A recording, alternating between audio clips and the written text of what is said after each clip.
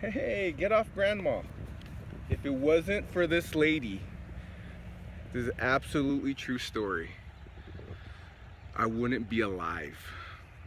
One of my first memories ever in life is choking on a marble.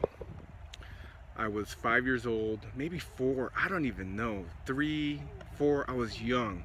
But I remember I found a marble and I wanted to hide it from my older brother. I don't even think my younger brother was born yet. I must have been around 3 years old. I found a marble a long time ago. You remember kids playing with marbles and jacks. Anyways, I found a marble, a glass marble, and I wanted to hide it from my older brother. And so he wasn't home yet. I don't know where he was, but it was just me. And I thought, where could I hide this marble so he couldn't get it from me? So I thought, I'll put it in my mouth. And you know, a marble slippery. A marble is slippery. So I remember putting it in my mouth and tucking it in my cheek. And I thought, you know what? No, people will be able to see it. They'll see it in my cheek. So I moved it. I can remember it so clearly. I moved it to the back and it just went down the pipe. It just went down the pipe. And next thing I knew, I was choking on a marble in my kitchen, in my parents' kitchen, the house I grew up in. I was choking in the kitchen on a marble, just choking, and there was no one there. No one was there. And I clearly remember the feeling, I thought it was lights out. And out of nowhere, my grandma steps into the kitchen, looks at me, and she sees me choking, and she just claws it out. She just takes her index finger and claws the marble out. I can still feel her nail like in my throat, right? Hold on, son. There's my son.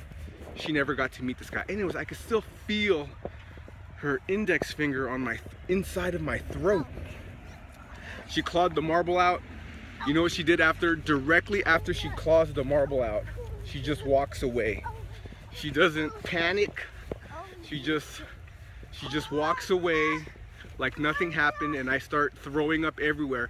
And the memory is so clear, I can still see the throw up on the floor, a dark brown, because it was blood, because she was clawing my throat, so I was spitting out blood. But if it wasn't for my grandmother, I wouldn't be here. That was one of my first memories ever in life. And you know, Grandma, I think about that, and I think about you, and if it wasn't for you, Grandma, there's no way I'd be around. So I want you to remember that you changed my life. You brought my sons into this world, because if it wasn't for you, I wouldn't have had the opportunity to have kids. Anyways, happy Mother's Day, Grandma. I love you. Rest in peace. Rest in peace. You know, all of us have a start date and an end date. If you go to any tomb, all you see is a start date and an end date, right? There's a start date, a dash, and then an end date. And it's up to us what we do in between that dash here on earth to change lives, to make life worth living for others. It's up to us. Look at this. Everyone has a start date. June 10th, 1937. End date, 1987.